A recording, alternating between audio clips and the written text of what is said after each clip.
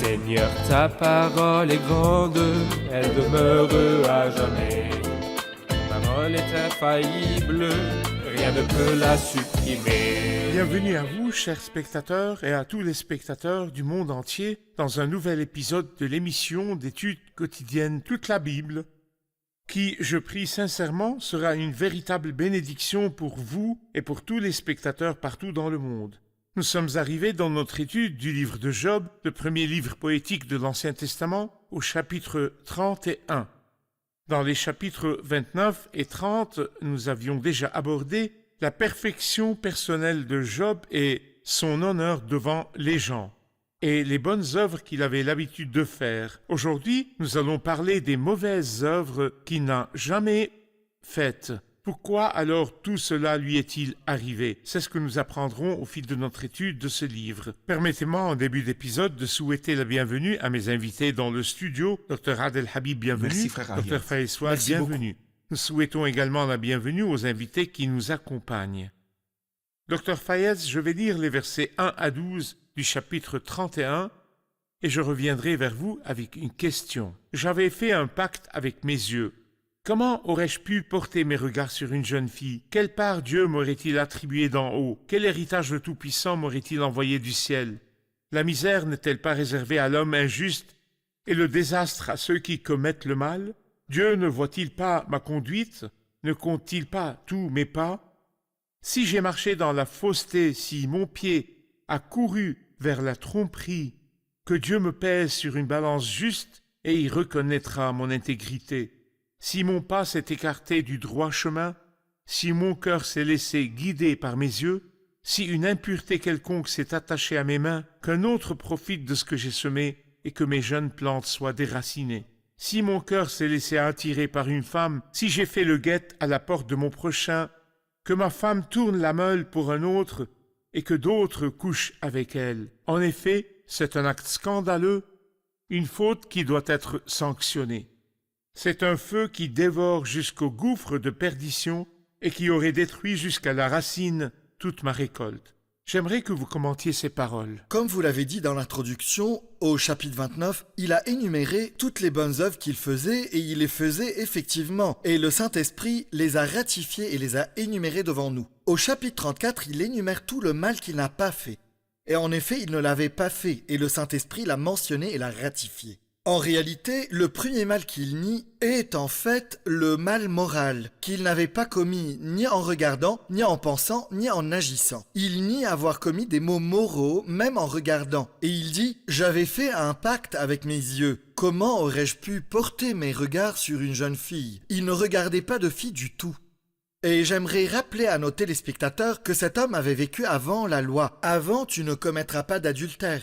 Non, il avait vécu avant que le Seigneur Jésus-Christ ne vienne et dise « Vous avez appris qu'il a été dit tu ne commettras pas d'adultère, mais moi je vous dis, tout homme qui regarde une femme pour la convoiter a déjà commis un adultère avec elle dans son cœur. » Avant que le Seigneur ne prononce ces paroles, et même avant que Moïse ne dise « Tu ne commettras pas d'adultère », cet homme n'avait pas regardé ou désiré une femme et ne commettait aucun mal moral en y pensant. « N'as-tu jamais regardé une jeune fille en la désirant ?» Il répondit « Jamais. » Eh bien, il se peut que tu ne l'aies pas regardé, mais que tu y aies pensé. Il dit alors au verset 7, « Si mon pas s'est écarté du droit chemin, si mon cœur s'est laissé guider par mes yeux, si une impureté quelconque s'est attachée à mes mains, j'aurais alors mérité ce qui m'est arrivé, qu'un autre profite de ce que j'ai semé et que mes jeunes plantes soient déracinées. D'accord, tu ne l'as peut-être pas fait en regardant ou en pensant, mais tu l'as fait en agissant. » Il répondit jamais. Si mon cœur a été séduit par une femme, si j'ai fait le guet à la porte de mon prochain, que ma femme tourne la meule pour un autre et que d'autres la déshonorent. Déshonore signifie que d'autres hommes la connaissent. En fait, je suis très impressionné par le style avec lequel les mots de la Bible ont été choisis.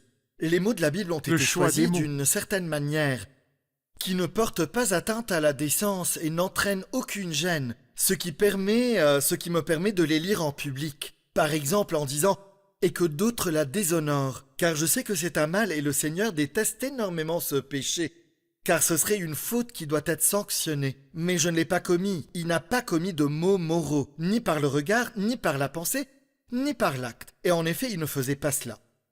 Frère Adel, j'aimerais que vous donniez un titre au verset à partir du verset 13 et l'idée principale qu'ils contiennent. Dr Fayez nous a parlé de 2 péchés que Job a dit ne pas avoir commis. Le péché de la convoitise par le regard et le péché d'adultère par l'acte. Mais ici, il parle de 2 autres péchés. Il parle du péché de l'injustice et le péché d'avarice, l'égoïsme. Concernant l'injustice, il dit au verset 13, « Si j'ai méprisé le droit de mon serviteur ou de ma servante lorsqu'ils étaient en litige avec moi. Je n'ai été injuste envers aucun de mes serviteurs, esclaves ou servantes. » Il est très différent des gens injustes dont parle l'apôtre Jacques au chapitre 5 de son épître. Regardez comment il traite les moissonneurs qui ont fauché leurs champs. Il s'agit du 5e chapitre de Jacques. Au verset 4, il dit « Le salaire des ouvriers qui ont moissonné vos champs et dont vous les avez frustrés crie. Et les cris des moissonneurs sont parvenus jusqu'aux oreilles du Seigneur de l'univers. Il ne verse pas les salaires des moissonneurs qui travaillent pour eux. » Mais ce n'était pas le cas de Job, ce n'était pas un homme injuste, mais il traitait ses serviteurs et ses servantes sur un pied d'égalité. J'aime l'expression qu'il utilise. « Celui qui m'a formé dans le ventre de ma mère ne les a-t-il pas formés eux aussi ? N'est-ce pas le même Dieu qui nous a façonnés dans le ventre maternel ?» C'est-à-dire, en langage courant, tous les hommes sont créés égaux.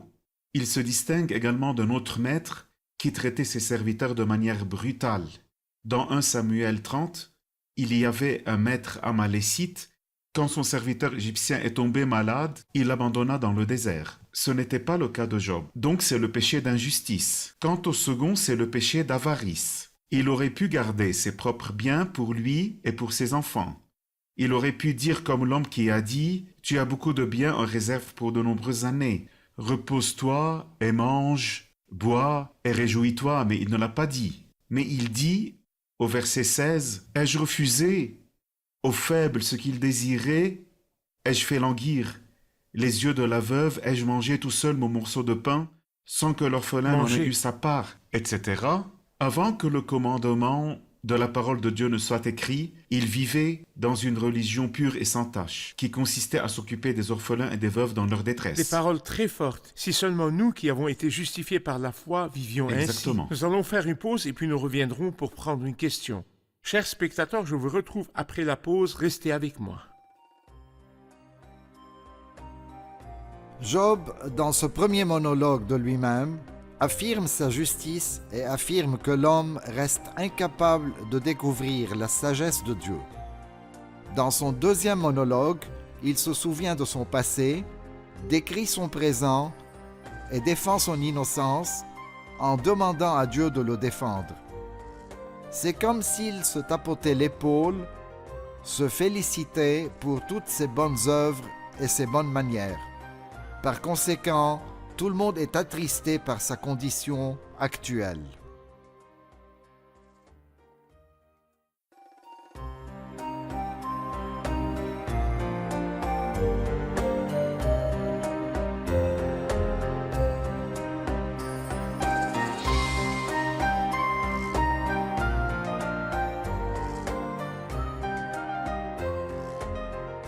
Nous sommes de retour, chers spectateurs. Prenons une question du public. Indépendamment de ce qui est mentionné ici à propos de ce que Job a fait ou n'a pas fait, la main de Dieu s'est appesantie sur lui. Nous ne devrions pas nous attendre à ce qu'il garde le silence et se soumette au fait. Il était normal qu'il parle d'une manière qui l'a conduit à pécher parce qu'il a vécu plusieurs adversités, bien que tout ce qu'il a fait dans sa vie était censé intercéder pour lui pour qu'il ne soit pas confronté avec toutes ces adversités consécutives. En effet, il s'agit d'une question importante. Cette perfection morale chez Job n'existe pratiquement chez aucun d'entre nous. Aucun d'entre nous n'accomplit de si bonnes œuvres. Et pourtant, il a rencontré de nombreux obstacles consécutifs. Qu'attendait-on de lui? S'il a prononcé quelques mots, il faut l'excuser. Je vous entends. Effectivement, nous l'excusons. Mais c'est une leçon exceptionnelle. Dans toute l'histoire, c'est une épreuve qui ne se répète pas. À mon avis, elle est égale à « Prends ton fils unique, celui que tu aimes, Isaac ». Le Seigneur n'a fait cela qu'une fois avec Abraham. Mais après l'avoir fait une fois avec Abraham, toutes les générations en tirent des leçons. Et les leçons que nous tirons de l'épreuve de Job sont pour toutes les générations et ne seront pas répétées. C'est la raison pour laquelle c'est une leçon très importante qui a dû être apprise avec autant de densité. Oui, c'est vrai. Et nous devons aussi apprendre que lorsque nous voyons ceux qui sont dans le feu de l'épreuve prononcer quelques mots involontairement, nous ne devons pas les juger, nous devons prier pour eux. Comme on dit souvent, il est plus facile de dire que Oui, de faire. c'est vrai. Nous devons donc excuser les gens et prier pour que le Seigneur garde leur esprit. Et nous ne devrions pas nous attarder sur les paroles négatives qu'ils ont prononcées dans l'adversité comme sujet de nos discussions.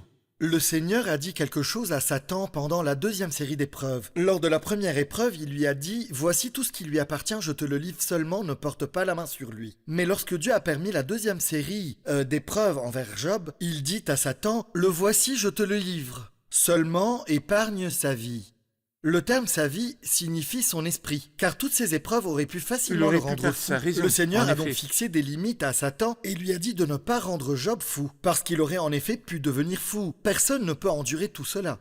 Oui, c'est vrai. J'aimerais vous poser une question en rapport avec les versets 24 à 28. Nous avons appris au chapitre 31 qu'il n'a jamais commis de péché sexuel d'impureté. Il n'a jamais regardé une jeune femme. Nous avons appris qu'il n'avait jamais opprimé personne, les serviteurs et les mercenaires recevaient toujours leur salaire, il n'était pas avare, il n'était pas égoïste, il nourrissait la veuve et l'orphelin. Quels sont les péchés qu'il n'a pas non plus commis?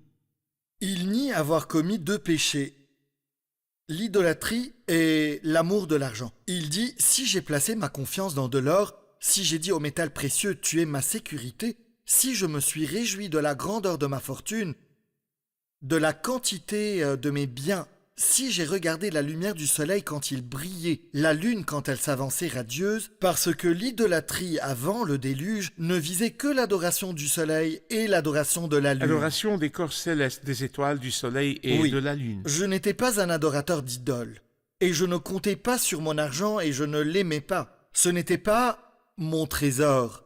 Et la preuve en est ce qu'il dit ensuite. Quelque chose de très beau. L'étranger ne passait pas la nuit dehors. J'ouvrais ma porte aux voyageurs. Mon trésor n'était donc pas mon argent et je n'étais pas un adorateur d'idoles. Très bien. Je suis encore étonné parce que il n'a pas commis tous ces mots. Au contraire, il a fait toutes les bonnes œuvres, comme mentionné dans les chapitres 29 et 30. Alors pourquoi? C'est ce que nous apprendrons dans les derniers épisodes à venir. Pourquoi Dieu a conduit Job dans le feu des épreuves alors qu'il avait cette perfection extérieure et évitait l'impureté apparente. Frère Adèle, dans la partie suivante, à partir du verset 29, j'aimerais que vous me disiez les autres péchés qu'il n'a pas commis. Le dernier péché qu'il n'a pas commis, il y a déjà la convoitise et l'adultère, de l'injustice et de l'avarice, de l'amour de l'argent et de l'adoration des idoles. Ici, le péché qu'il n'a pas commis est celui de se réjouir du malheur des autres. Il dit au verset 29, « Me suis-je réjoui du malheur de celui qui me détestait? Ai-je sauté d'allégresse parce que mal l'avait atteint? Non, il n'était pas du genre à se réjouir du malheur des autres. Au contraire, il avait pitié de la personne qui avait des ennuis. Même si elle lui faisait du mal, Job n'est pas tombé dans le péché de médisance. Mais il y a 2 expressions très importantes à la fin de ce chapitre, c'est au verset 35. Il dit « Voilà mon dernier mot », ce qui veut dire qu'il reconnaît tout ce qui a été dit. Moi, Job, reconnais tout ce que j'ai dit. Et à la fin du chapitre, au verset 40, il dit « Fin des paroles de Job ». C'est-à-dire, quoi qu'il arrive, Job n'était pas prêt à abandonner une seule lettre de ce qu'il avait dit. Je ne changerai pas de mots. Je ne changerai pas mes mots. C'est tout ce que j'ai Je à maintiens dire. mes propos et j'ai dit tout ce que j'avais à dire. Très bien, très bien. Nous allons faire une pause et puis nous reviendrons pour prendre une question. Chers spectateurs, je vous retrouve après la pause et je vous encourage, si vous avez des questions ou des demandes, à nous les envoyer. Si vous avez des plaintes ou des questions sur ce que Dieu vous fait et pourquoi, contactez-nous et nous prierons pour vous et essayerons de vous aider. Nous nous retrouverons après la pause.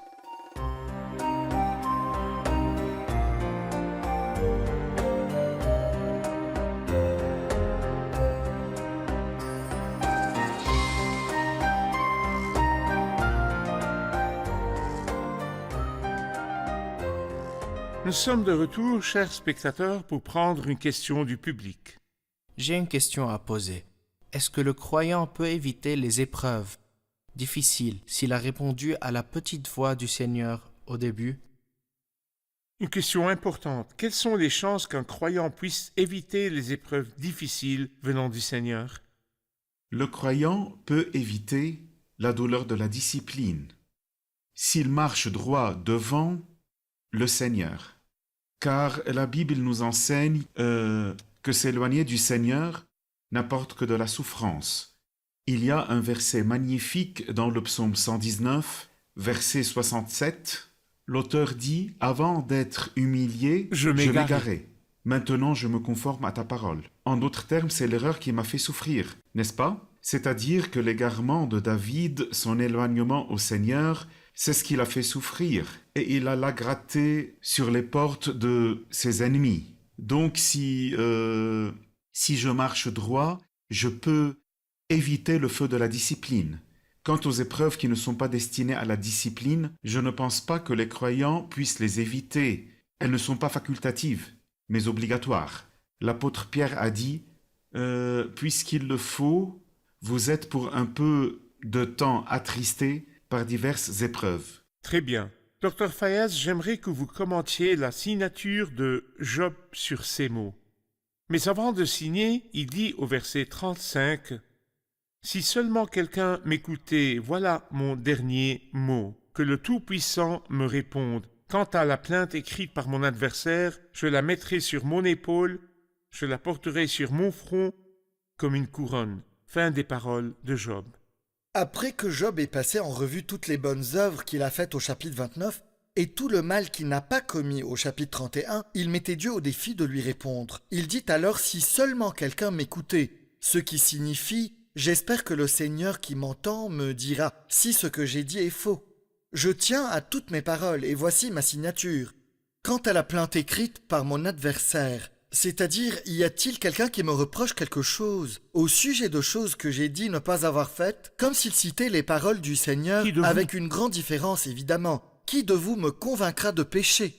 Personne ne peut prétendre que je l'ai opprimé, ou que je suis égoïste et avare, ou qu'il ait jamais désiré quelque chose que je possédais et que je l'ai accaparé. Je ne l'ai jamais fait, et je maintiens mes paroles.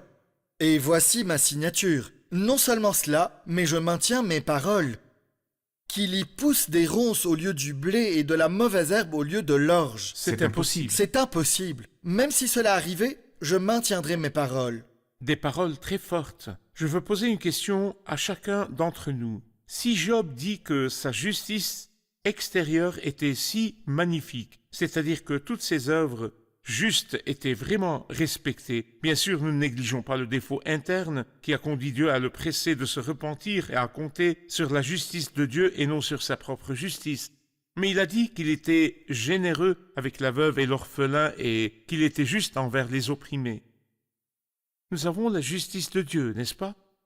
Que diriez-vous aux croyants qui ont la justice de Dieu mais qui ne vivent pas en fonction de cela, qui ne font pas ou très peu ce que Job faisait? Il y a une expression dans Philippiens 1, le croyant doit être comme Paul l'a dit aux Philippiens, rempli du fruit de justice qui vient par Jésus-Christ à la gloire et à la louange de Dieu. Être rempli du fruit de justice, donc non seulement que nous ayons une bonne connaissance du Seigneur, ou même que nous soyons des croyants qui se prosternent et adorent, et attendons la venue du Seigneur sachant que nous irons au ciel, mais jusqu'à ce que le Seigneur vienne, qu'en est-il de la justice pratique? Qu'en est-il des bonnes œuvres? L'apôtre Jean parle de ce sujet dans sa première épître. Et l'apôtre Jacques nous donne un message pratique. Ce n'est pas une question de mots. Je dois prouver ma foi par mes œuvres. Mes œuvres montrent ma foi. Si l'un de mes frères avait froid et faim, et que je lui disais les plus belles paroles au monde, et que je lui souhaitais d'être bien au chaud et d'être bien rassasié, partez en paix, mettez-vous au chaud et rassasiez-vous, mais que je lui donnais pas ce qui est nécessaire au corps, quelle est donc la valeur de ma foi et de mes paroles? La religion pure et sans tache consiste à s'occuper des orphelins et des veuves dans leur détresse et à ne pas se laisser souiller par le monde. Ici, il mentionne deux des choses mentionnées dans Hébreux 13 comme des sacrifices spirituels offerts à Dieu. L'ouverture de nos maisons aux étrangers.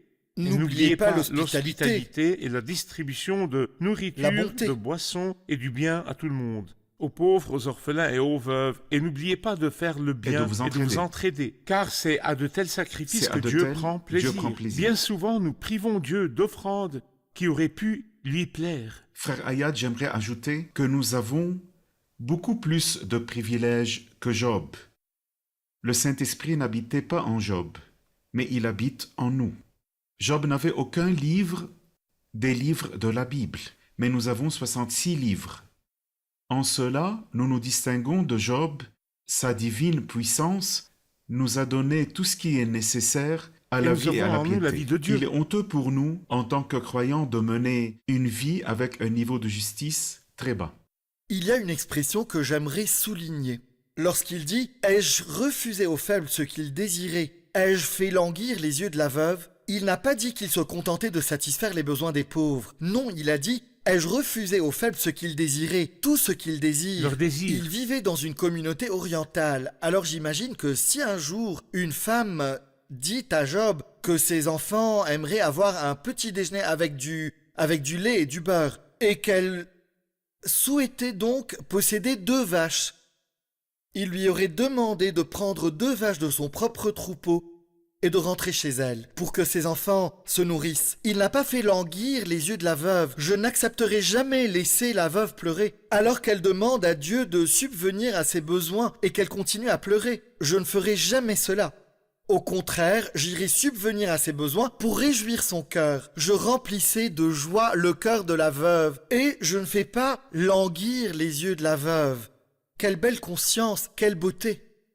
Que le Seigneur nous enseigne réellement cela.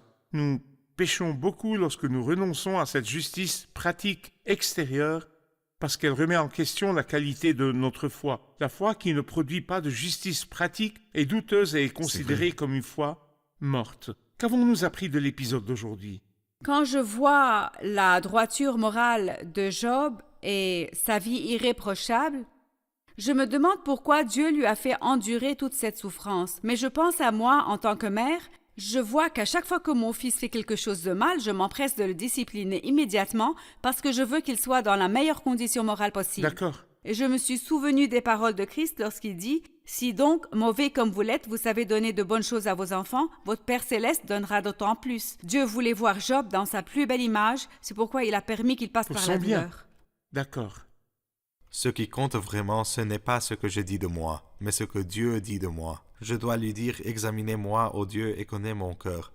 Mets-moi à l'épreuve et connais mes pensées. Regarde si je suis sur une mauvaise voie et conduis-moi sur la voie de l'éternité. Exactement. J'ai été frappé par les attributs que Job a dit ne pas avoir faits. Il a parlé du regard et de la médisance. Non seulement ne s'est-il pas vengé de ses ennemis, mais il ne s'est même pas réjoui de leur malheur. Il a honoré les veuves et les orphelins. J'en ai tiré 3 leçons de cela. Beaucoup de gens demandent quelle est la culpabilité de ceux qui n'ont pas de Bible. En fait, le Seigneur a mis ses lois dans le cœur de tous les hommes. Tout le monde peut donc s'approcher de Dieu.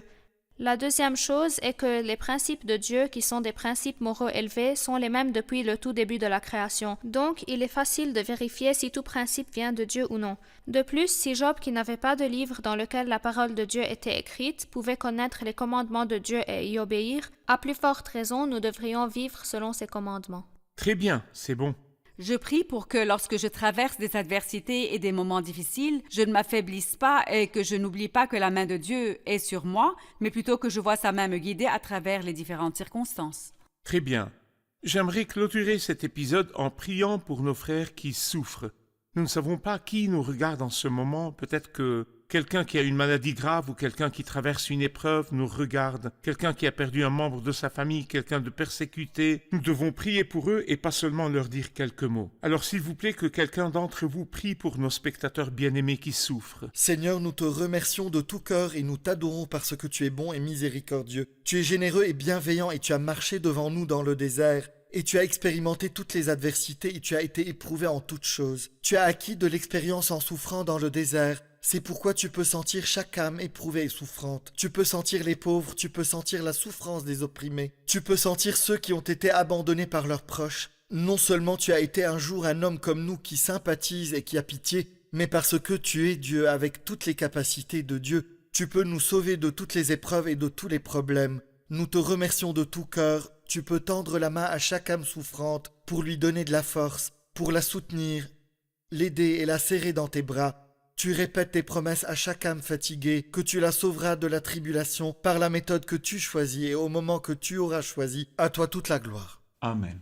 Amen. Merci aux serviteurs de Dieu, que Dieu vous bénisse. Chers spectateurs, je vous confie à la grâce de Dieu et à l'influence de ses paroles et de cette prière pour vous. Que le Seigneur soit avec vous.